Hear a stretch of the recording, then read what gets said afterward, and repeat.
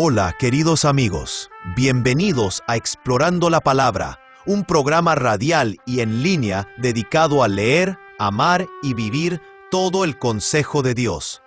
Si el Señor lo permite, nuestra intención es avanzar verso por verso, capítulo por capítulo, a través de toda la Biblia. Acompañándonos para continuar este recorrido, está nuestro maestro de la Biblia aquí en Explorando la Palabra, el pastor Paul Carter. Si tienes tu Biblia contigo, me encantaría que la abras ahora en Éxodo capítulo 34. La mayoría de los comentarios le ponen a este capítulo un título como La renovación del pacto. Este capítulo concluye el interludio, es decir, los capítulos 32, 33 y 34. En el capítulo 35 nos encontraremos con la narración de la construcción propiamente dicha del tabernáculo, la cual, como recordarás, había quedado en cierta duda después del incidente con el becerro de oro. Pero Moisés intercedió, y Dios respondió de una manera sorprendentemente favorable. Moisés estaba sobrecogido y pidió más garantías de que la presencia de Dios realmente estaría con ellos, tal como había estado con ellos durante todo su camino de redención. Moisés está pidiendo una renovación y una restauración completas, y eso es precisamente lo que estamos viendo aquí, en este extraordinario capítulo. Escuchemos ahora la palabra de Yahweh, comenzando en el versículo 1. Yahweh dijo a Moisés: «Lábrate 2 tablas de piedra como las anteriores, y yo escribiré sobre las tablas las palabras que estaban en las primeras tablas que tú quebraste. Prepárate pues para la mañana, y sube temprano al monte Sinaí, y allí preséntate a mí en la cumbre del monte. Que no suba nadie contigo, ni se vea a nadie en todo el monte, ni siquiera ovejas ni bueyes pasten delante de ese monte». Douglas Stuart hace aquí un comentario muy interesante y hasta un poco divertido. Dice: es como un empleador que le dice a un empleado previamente despedido: «Bienvenido de vuelta a la compañía. Permíteme mostrarte tu puesto de trabajo». O como un juez que le dice a una persona cuyo castigo ya se ha cumplido: «Eres libre de irte y retomar tu vida anterior». Dios le dijo a Moisés, y por medio de él a Israel, en efecto: «Trae unas tablas nuevas, pongamos nuevamente en vigor el pacto». Eso es exactamente de lo que trata este pasaje. Trata de un nuevo comienzo, trata de una página limpia, trata de un desastre evitado por medio de la mediación del pacto y de la gracia inmerecida. Gracias sean dadas a Dios. Versículo 4. Moisés pues labró 2 tablas de piedra como las anteriores. Se levantó muy de mañana y subió al monte Sinaí, como Yahweh le había mandado, llevando en su mano las 2 tablas de piedra. Yahweh descendió en la nube y estuvo allí con él, mientras éste invocaba el nombre de Yahweh. Entonces pasó Yahweh por delante de él y proclamó: «Yahweh, Yahweh, Dios compasivo y clemente, lento para la ira y abundante en misericordia y verdad, que guarda misericordia a millares, el que perdona la iniquidad, la transgresión y el pecado, y que no tendrá por inocente al culpable, que castiga la iniquidad de los padres sobre los hijos, y sobre los hijos de los hijos, hasta la 3ª y 4ª generación». Esta es la teofanía que había sido prometida al final del capítulo 33. Con los ojos de nuestra imaginación podemos ver a Moisés de pie en la hendidura de la roca, sosteniendo firmemente contra su pecho las 2 tablas nuevas que había labrado, con el rostro pegado al costado de la montaña, sintiendo la presencia de Yahweh que pasa delante de él, y escuchando a Yahweh proclamar el nombre de Yahweh. Los judíos se refieren a esto como el Shelosh Esremidot, o los 13 atributos de Dios, y recitan estos atributos en varios momentos de su liturgia. Y esto, por supuesto, nos recuerda que en el mundo de la Biblia los nombres son más que simples nombres. Un nombre expresa la esencia de la naturaleza y el carácter de una persona. R. Alan Cole dice aquí, de manera muy útil: «El nombre de Yahweh expresa todo lo que Él es y hace». Así que esto significa la proclamación de los actos salvadores de Dios. Por lo tanto, lo que se está proclamando aquí no es la suma total de todo lo que se puede conocer acerca de Dios. Eso, obviamente, requeriría mucho más que un puñado de versículos. Esto es la esencia de quién es Dios con respecto a su pueblo del pacto. El carácter de Dios se revela por medio de sus palabras y de sus actos salvadores. Nosotros no sabemos todo lo que se puede saber acerca de Dios. Dios es infinito y completamente otro. Por lo tanto, todo lo que podemos conocer de Dios es lo que Él revela por medio de su palabra y de sus actos salvadores. Y principalmente, lo que aprendemos acerca de Dios por medio de su trato salvador con su pueblo del pacto es que Él es misericordioso y clemente, lento para la ira, y abundante en amor constante y fidelidad. Esas características se exhiben de manera plena y gloriosa en esta historia. Dios debió haber destruido a Israel y haber reiniciado el proyecto del pacto por medio de la casa y la línea de Moisés. Pero no lo hizo, porque Él es misericordioso y clemente, lento para la ira y abundante en amor constante y fidelidad. Puede ser útil definir cada una de estas cosas. Ser misericordioso es desistir de aplicar un castigo merecido. Es dar a las personas menos de lo que merecen. Créeme, amigos, tú no quieres que Dios te dé lo que mereces. Lo que quieres es misericordia. Salmos capítulo 103, versículo 10, dice, «No nos trata conforme a nuestros pecados, ni nos paga conforme a nuestras iniquidades». Eso es misericordia. Gracias sean dadas a Dios. Decir que Dios es clemente significa que Él nos da más de lo que esperamos recibir. Él es generoso más allá de nuestra anticipación. Decir que Él es lento para la ira significa que Él es paciente con su pueblo del pacto. Él sabe que somos polvo. Él está consciente de nuestras debilidades y deficiencias, y las ha tomado en cuenta dentro de sus planes y propósitos. Decir que Él abunda en amor constante significa que tiene un compromiso amoroso con su pueblo del pacto. La palabra hebrea que se usa aquí realmente no tiene un equivalente exacto en español, y por eso se traduce de diversas maneras en muchas Biblias. Es la palabra hebrea Hesed, y se refiere al tipo de obligaciones y compromisos asociados con una relación legal. Significa asumir responsabilidad por alguien. Significa proveer para alguien. Y por supuesto, esta es la razón por la que llamamos a Dios Padre, porque Él actúa hacia nosotros como un Padre. Él muestra el tipo de amor constante y de bondad familiar que asociamos con esa relación particular. Decir que Dios es fiel significa que Él es confiable, digno de confianza y firme. Aunque el pueblo suba y baje, aunque nuestros afectos aumenten y disminuyan, el Señor, en su naturaleza y en su compromiso, no cambia. Gracias sean dadas a Dios. El hecho de que Él guarde este amor constante por millares, mientras castiga la iniquidad hasta la tercera y cuarta generación, probablemente quiere dar a entender que, aunque hay consecuencias por la desobediencia, esas consecuencias no son tan extensas como las recompensas de la obediencia y la lealtad. Las recompensas y bendiciones de Dios son desproporcionadamente mayores que sus disciplinas y correcciones. Alabado sea Yahweh. Y sin embargo, por supuesto, Dios no puede ser burlado. Él es un Dios santo. Él no tendrá por inocente al culpable. Nahum Sarna explica esa frase diciendo, la paciencia divina no significa que los pecadores puedan esperar escapar completamente de las consecuencias de sus malas acciones. Decir que Dios es misericordioso no significa decir que no existe un cálculo moral en el universo. Por supuesto que existe.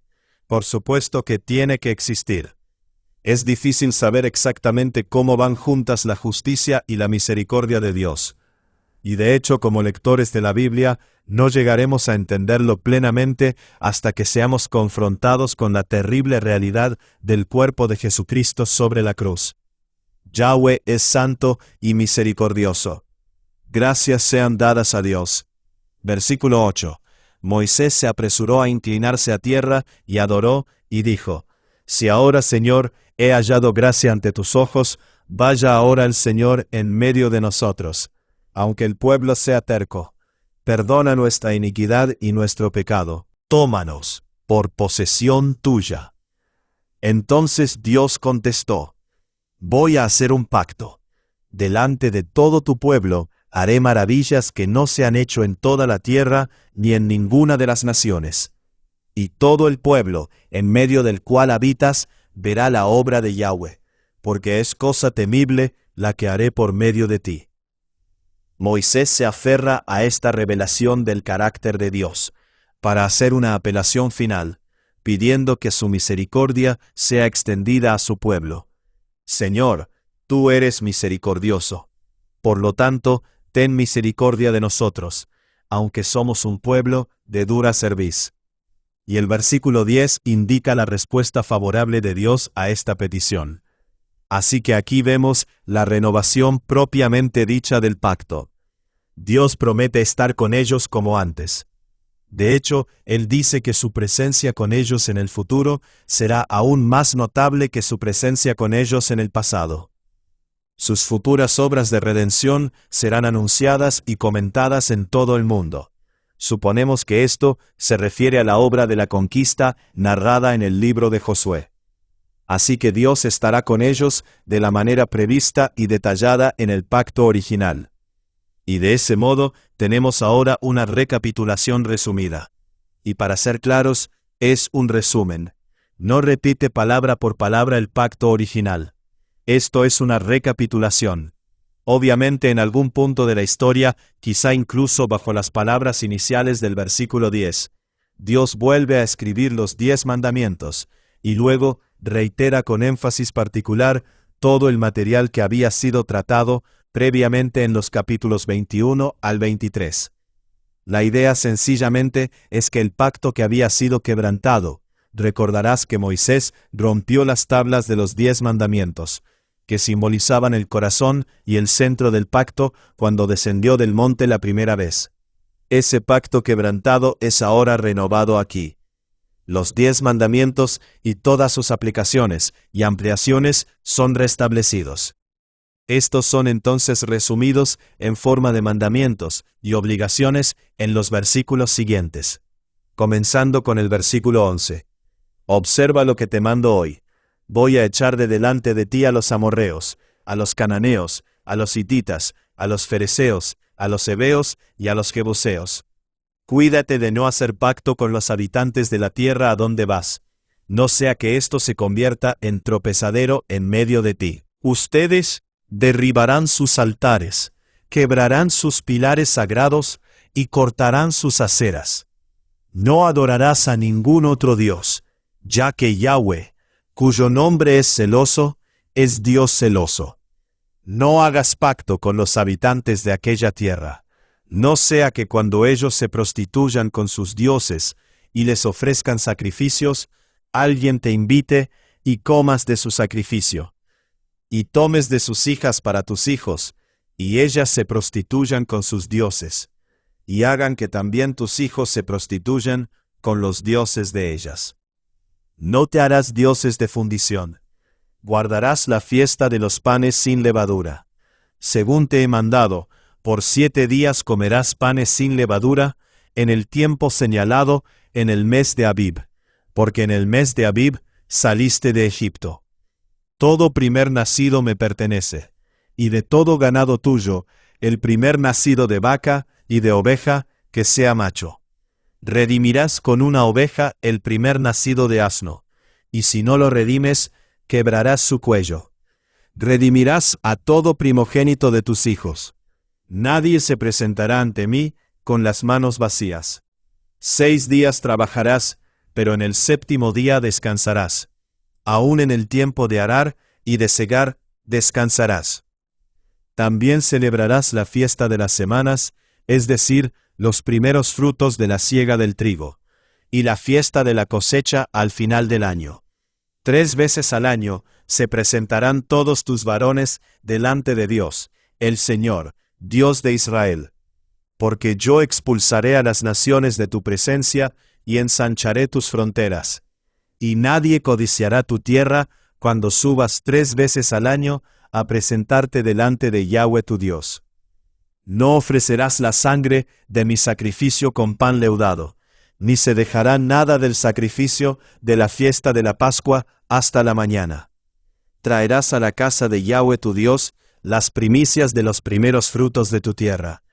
No cocerás el cabrito en la leche de su madre. Entonces Yahweh dijo a Moisés: escribe estas palabras, porque conforme a estas palabras he hecho un pacto contigo y con Israel. Y Moisés estuvo allí con Yahweh 40 días y 40 noches. No comió pan ni bebió agua. Y escribió en las tablas las palabras del pacto, los 10 mandamientos. Así que, a manera de comparación, el pacto original estaba relacionado con la liberación del pueblo de Egipto.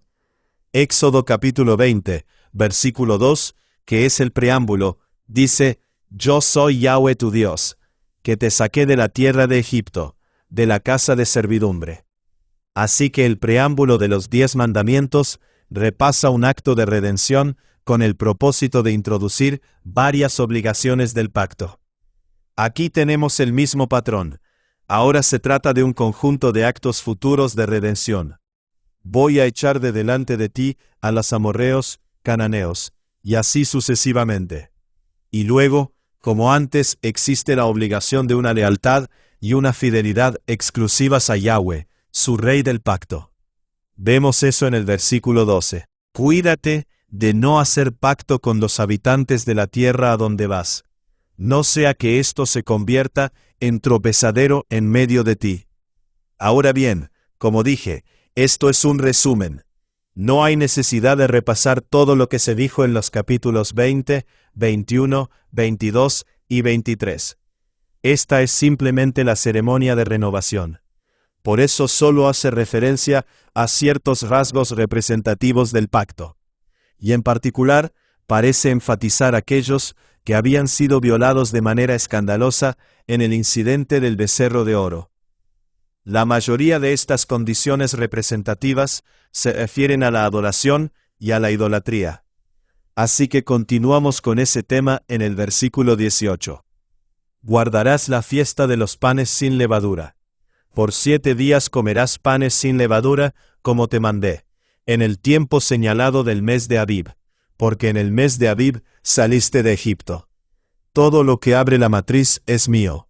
Todo primer nacido macho de tu ganado, sea de vaca o de oveja, me pertenece. El primer nacido de un asno lo redimirás con un cordero, y si no lo redimes, le quebrarás el cuello. Todo primogénito de tus hijos lo redimirás. Y nadie se presentará delante de mí con las manos vacías. 6 días trabajarás, pero en el 7º día descansarás. Aún en el tiempo de arar y en el tiempo de la cosecha descansarás. Celebrarás la fiesta de las semanas, los primeros frutos de la siega del trigo, y la fiesta de la cosecha al final del año. 3 veces al año se presentarán todos tus varones delante del Señor Yahweh, Dios de Israel. Porque yo expulsaré a las naciones de delante de ti, y ensancharé tus fronteras. Nadie codiciará tu tierra cuando subas 3 veces al año para presentarte delante de Yahweh tu Dios. No ofrecerás la sangre de mi sacrificio con nada leudado, ni dejarás que el sacrificio de la fiesta de la Pascua permanezca hasta la mañana. Lo mejor de los primeros frutos de tu tierra lo traerás a la casa de Yahweh tu Dios. No cocerás el cabrito en la leche de su madre. Y Yahweh dijo a Moisés: escribe estas palabras, porque conforme a estas palabras he hecho un pacto contigo y con Israel. Así que Moisés estuvo allí con Yahweh 40 días y 40 noches. No comió pan ni bebió agua, y escribió en las tablas las palabras del pacto, los 10 mandamientos. En el versículo 27, Dios le dice a Moisés que escriba estas palabras. Eso parecería referirse a las obligaciones y mandamientos resumidos. En el versículo 1, Dios había dicho que Él escribiría las palabras que estaban originalmente en las tablas.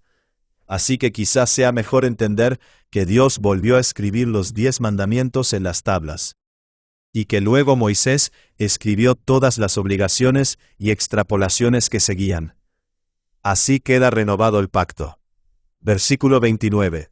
Cuando Moisés descendía del monte Sinaí, con las 2 tablas del testimonio en su mano, al descender del monte, Moisés no sabía que la piel de su rostro resplandecía por haber hablado con Dios. Al ver a Aarón y todos los israelitas que la piel del rostro de Moisés resplandecía, tuvieron temor de acercarse a él. Entonces Moisés los llamó, y Aarón y todos los jefes de la congregación regresaron a él. Y Moisés les habló. Después se acercaron todos los israelitas, y él les mandó que hicieran todo lo que Yahweh había hablado con él en el monte Sinaí. Cuando Moisés acabó de hablar con ellos, puso un velo sobre su rostro. Pero siempre que Moisés entraba a la presencia de Yahweh para hablar con él, se quitaba el velo hasta que salía.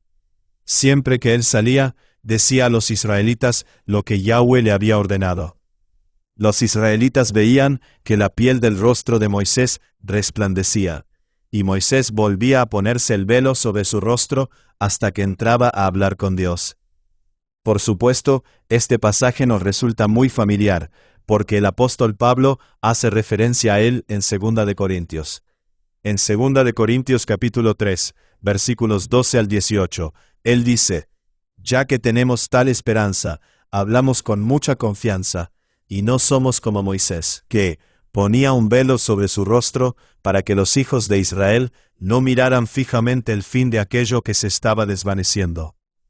Pero sus mentes fueron endurecidas, porque hasta el día de hoy, cuando leen el antiguo pacto, ese mismo velo permanece sin ser levantado, porque solo en Cristo es quitado.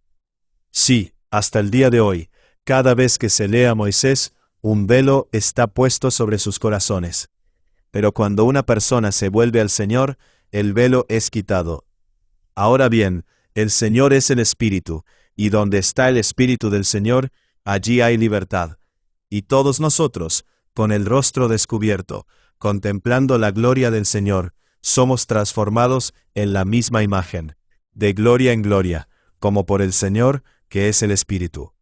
Así que allí Pablo está usando la idea del velo, para comunicar una especie de distancia entre las personas y la experiencia íntima de la gloria de Dios y de su autorrevelación. El pueblo no tenía un conocimiento íntimo de Dios. Moisés sí lo tenía, pero estaba oculto al pueblo de Israel como por un velo. Por eso Pablo compara la experiencia de la conversión con el levantamiento del velo. Cuando venimos a Cristo, el velo es quitado, y todos nosotros, con rostros descubiertos, contemplando la gloria del Señor, somos transformados, tal como Moisés fue transformado, de un grado de gloria al siguiente. Esto viene del Señor, que es el Espíritu. Así que, en cierto sentido, estar en Cristo es estar en la tienda de reunión, o en el monte Sinaí con Moisés, contemplando la gloria de Yahweh. Y eso cambia a una persona.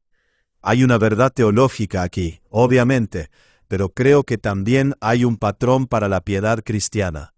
J. Alec Motyer dice aquí: la transformación que el Señor obró en Moisés no ocurrió independientemente de la perseverancia de Moisés en comunión con Dios.